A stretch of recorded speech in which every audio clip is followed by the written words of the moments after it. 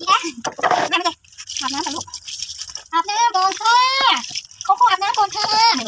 โคโค่อาบน้ำค่ะโคโค่อาบน้ำ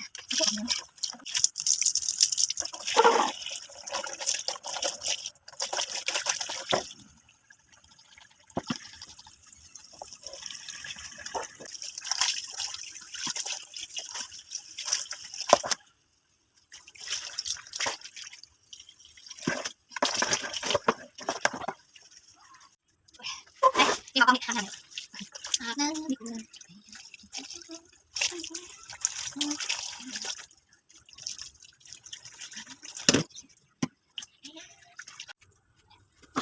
วันหลับตา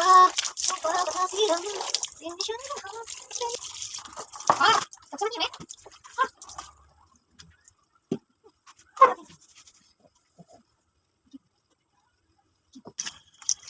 ข้ามไปดีค่ะนี่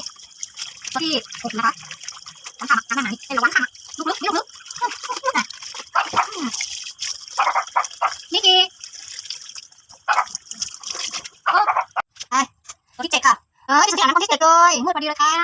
มาหน้าที่7มืดเลยอาบน้ำให้หนูได้ที่7มืดเลยค่ะโอเคค่ะถ่ายให้ดูค่ะ